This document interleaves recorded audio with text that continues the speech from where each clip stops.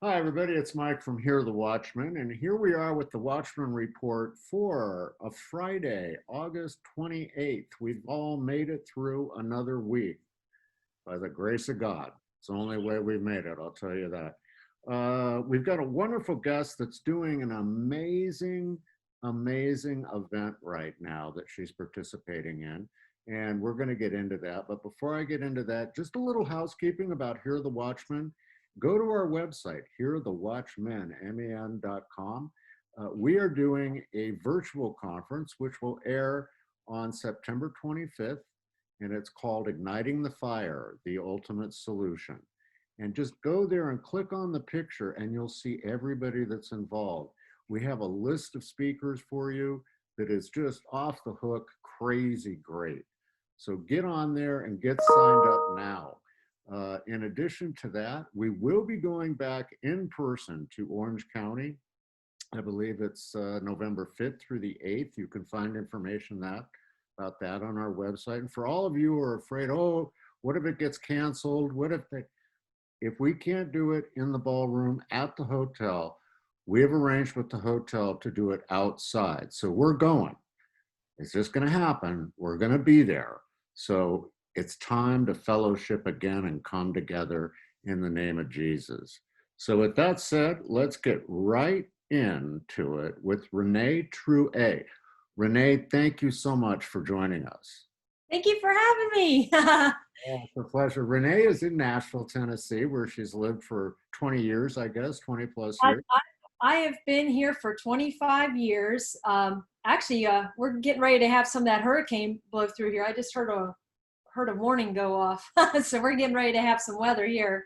But yeah, I've been here 25 years, and I'm originally from Moundsville, West by God, Virginia. That's just south of Wheeling. I mean, now, folks, let me tell you something about Renae. I met Renae at a Hear the Watchman conference in Dallas, I think it was, and she met Casper McLeod, and she and Casper are now doing some things together. But she is what's known as the fiddle crusher. She plays the violin, or as like we like to refer to it, the fiddle, like no one I've ever seen before. And she participated in our worship music. And she was wonderful. Very, it was beautiful. But Thank you. now, Casper told me a story when I interviewed him of you jumping up on the table and ripping it out at one of the sessions you did with him, which was really exciting to hear. Oh yeah, well, we had just played a church down in Alabama, and we were rocking out, having a good time. Everyone was having a wonderful time, and came time for me to do a little solo. And I don't know, I just felt led to get down off stage and jump up on a chair and That's great. I mean, it's great. I mean, joy. it really does bring life to that fiddle, let me tell you. And folks, she is involved in something, and I'm going to let her tell you all about it, that's near and dear to my heart and my wife Jeannie's heart, which is she's doing something to help wounded warriors. Now, you all know Jeannie and I started the Snowball Express, where we brought 1,200 widows and their children of anybody who was killed serving since post 9/11 out to Orange County, California, took them to Disneyland, a big party up at Oakley, took them to a hockey game, whole bunch of great stuff. And it's just near and dear to me what she's doing. Renae, talk to us about this event that you're participating in. Okay, so I think it's been going on about about a month and a half. It's gone by so quickly. I was selected to take part and compete in the Miss Health and Fitness competition. Always been into fitness, taking care of yourself. Your body is the temple of the Lord, and it's you got to keep it fit to serve Him and serve the kingdom. But I was selected to do this, which I was blown away. I never thought in a million years I would ever be selected to take part in a women's health and fitness competition. But I was, and I thought, well, I thought it could be like a really cool, another. I've always played music, and been always a good positive platform, touching lives and spreading the Lord's light to others. And I thought, well, I wouldn't usually do this, but I thought, well, maybe this could be another really nice positive platform to touch and affect lives and change lives. And so I thought, well, okay, why not? And so I went ahead and accepted, and I've been rolling with this thing for, like I said, about a month and a half.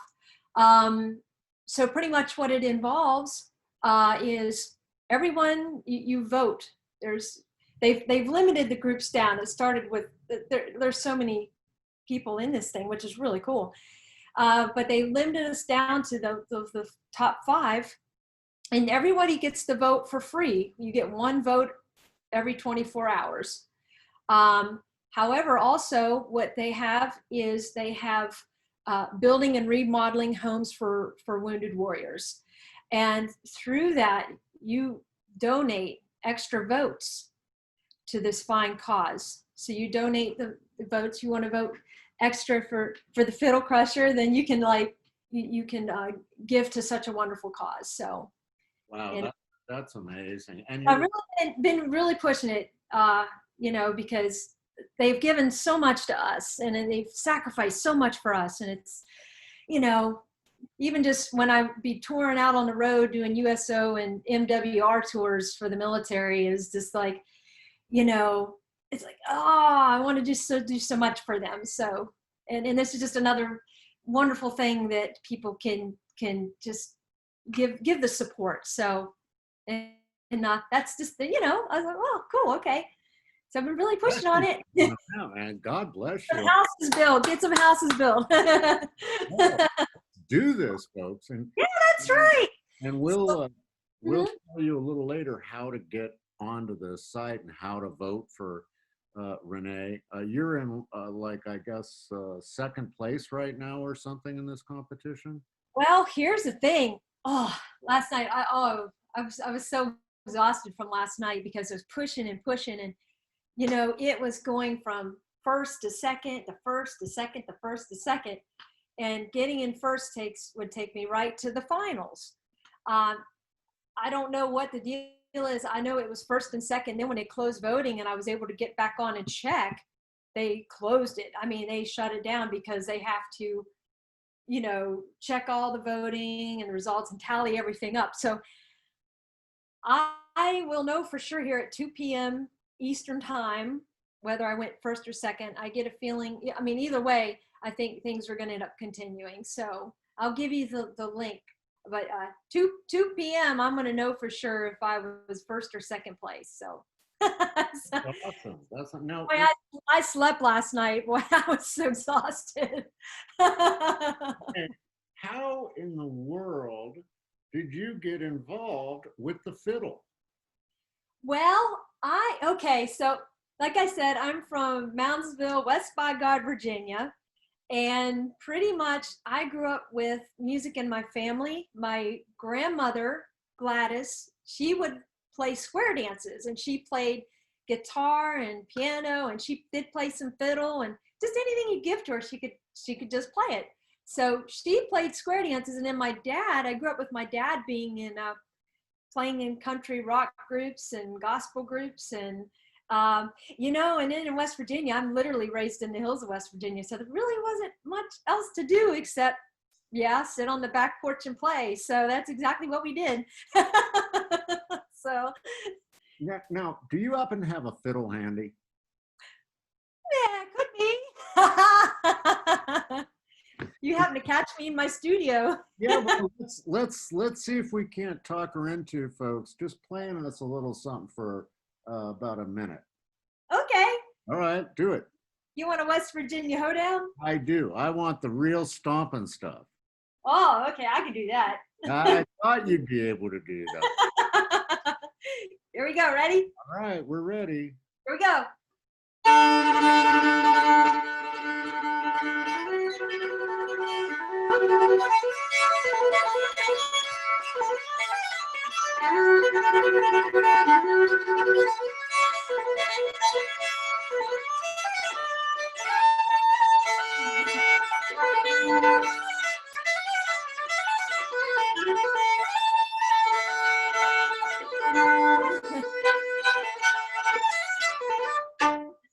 Wow, shut the front door. Man, was that just amazing.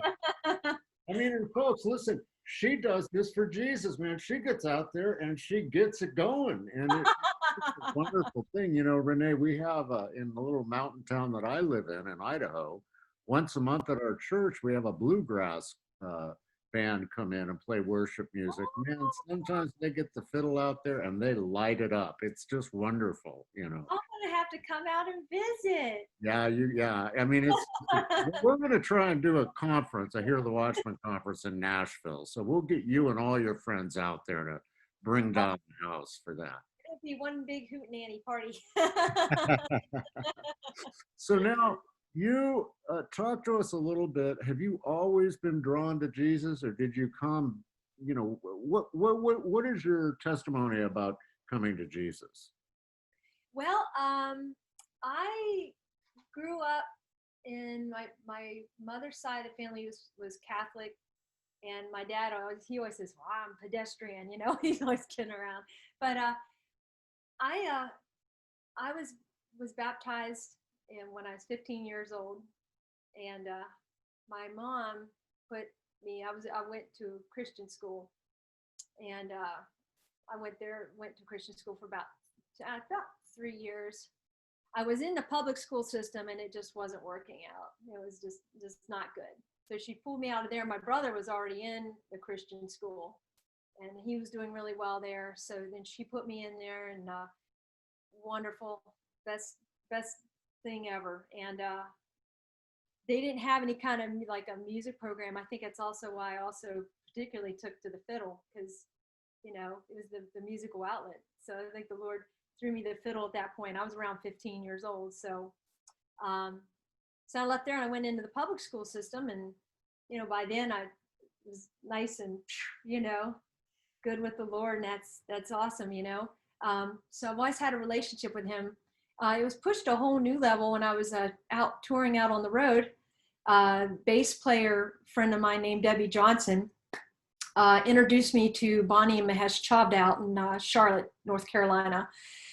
So I was like, wow. And just the spirit just moved. It was just like, we went to a conference and it was like, oh, just so filling, you know? And so we had when things were really pushed to another level was when I was touring out on the road, and we have a guitar player who, she was diabetic, and she was kind of a baby at being a diabetic. She didn't quite know how to read her blood sugar levels. So we came home from a road gig, and we all went our separate ways. And we were coming back to rehearse, and we never heard from her. She didn't show up for rehearsal. So we were like, "Where's Lynn? Where's Lynn?" And well, we finally our drummer went over to her house and found her totally out.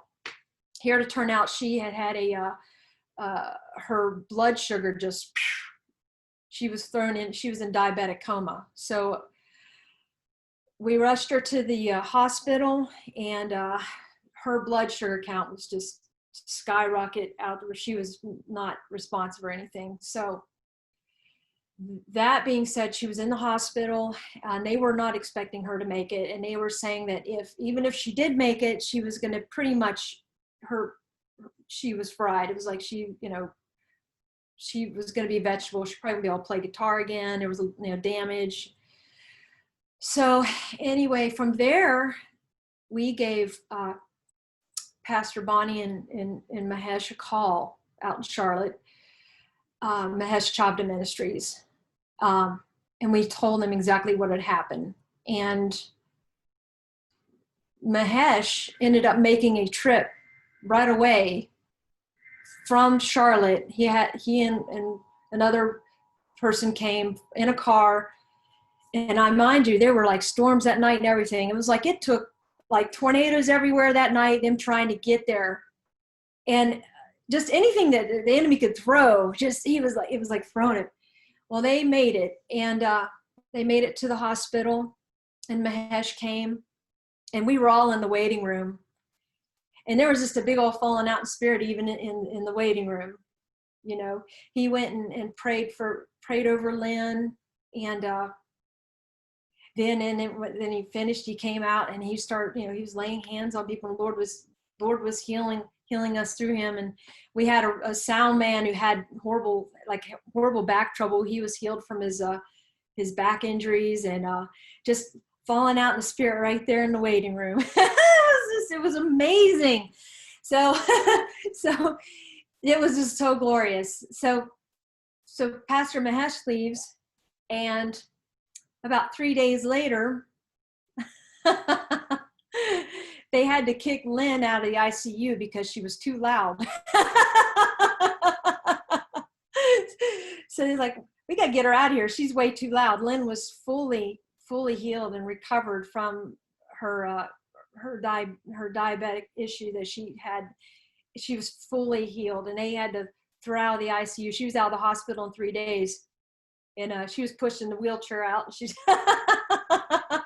so she was fully healed, and yeah. So I was like, wow. So you see these instances, these beautiful things working. It's like, wow. And so she's perfectly fine. She's from New Zealand. She's actually back in New Zealand now. I keep in touch with her, but yeah. What a testimony. I mean, that is the power of Jesus. I must say that was probably the big, you know. That did it for you. I think there's levels of, you know, and just, that was definitely wow. And the thing is Pastor Mahesh, when we had called him, he was actually coming back on a plane from another conference, and he was had his eyes closed, and he kept hearing a voice say, "Wake up, sleeping beauty, wake up, sleeping beauty." And he did not know what is going on here, you know. And then when he got home, and you know, Pastor Bonnie told him that we had called him and told her this, you know, said, you know, told him what the situation was, and that Lynn was in a diabetic coma. Then it all made sense. And he had just gotten off the plane. Well, he literally just jumped in the car and braved the storms, came over the mountain passes, and came to us. And just a beautiful thing. So happy. Just even to this day, I'm like, yeah. Yeah, I love hearing stories like that. I mean, it truly is the power of the Lord working through us and saving people. Now, do you still, Renae, do you still go out and tour? Well, right now it's been a little tough, but my last actual road date was March. It was the weekend of March 13th, 14th, and 15th. So I was in Kansas City, and then I was out in Council Bluffs. We got those 2 dates in, and then heading back, our phones started just blowing up, like Facebook and everything. Well, this tour's been canceled, and that tour's been canceled, and these gigs have been canceled and postponed. And just, we're reading all these notes from our other friends that are like, wow, we just lost a year's worth of work just like that. We got back to Nashville, and usually, you know, people who are on tour, what they will also do is play downtown on Lower Broadway in Nashville. And there's a series of clubs and restaurants and honky tonks there. So we will play and, you know, play for the tourists and keep our chops up, have some fun, you know. But all of that, we came back and it was just all shut down, you know. So that was technically, yes, my last, like, if you want to, you know, little run like that. Yes, that was it in March. So since then, it's been pretty rough. So yeah, we know it. I mean, we conference we did in Dallas in March of this year was actually the last in-person conference that was held. Everything after that canceled and went online, and it's not the same. I mean, you know, we are doing the conference Igniting the Fire online virtual just because we have to do it. I mean, we have to keep out there, and we want to keep spreading the word. But we're really looking forward to being in Orange County, California. And when I saw that down there, folks were gathering at the beach, gathering in parking lots, I said, Yes. well, we're just going to do it. I mean, what are they going to do? Arrest us? You know, might fine us, but what are they going to do? Arrest us? So we're going to be there and we're going to do it. And I hope that you're going to get back out on the road here next year, and we can get back to some semblance of normal in our lives. Now, Renae, how do people find you and find this wonderful effort that you're involved in? Okay. Well, it is mainly it's on Facebook. You can get on Facebook and vote that way. I do have the information I can give to you if you want to write down, or I can text it to you or email it to you, and you can put it on the interview. It's under misshealthandfitness.com. So it would be let me make sure I get this right. HTTPS and then the 2 dots and then / misshealthandfitness.com /2020 /Renae -39 -Truex. So you can even put that in and vote I'll that put way. that in. Why don't you make sure you email that to me so that I can get it exact when I put it in there. But folks, I want you to check it out, and I want you to follow Renae on Facebook. She's been putting posts up there, and I've also seen the posts from the Miss Health there, and you just really want to get out there and follow what she's doing, because she's truly a sister in Christ that's out there even in these times, working to be a fine example of what Jesus wants from all of us. Renae, I really want to thank you for taking time out of your day, and we're just ahead of, I guess, a storm coming in there, so we're going Yes. to say that you're okay. I'm watching the trees right now. They're kind of blowing a little bit, and I've heard a couple of warnings. So, Wow. Well, you take care of yourself, and I do, again, truly appreciate the fact that you came on the show today. thank you so much for having me. Love y'all, and just blessings and blessings. Well, we'll see you at the next year of the Watchman conference that we do. Jeannie will be in touch with you, I'm sure. You let me know. I'm there. All right. Well, listen, folks, that's going to wrap it up for today's edition of the Watchman Report. And remember, as we always say here at the conclusion of our episodes, there's absolutely nothing you can't do with Jesus in your heart, except nothing at all. Get out there and do it. Be like Renae. Make a difference. Don't sit on the couch and wait for the world to change. We'll see you next time here on the Watchman's Report.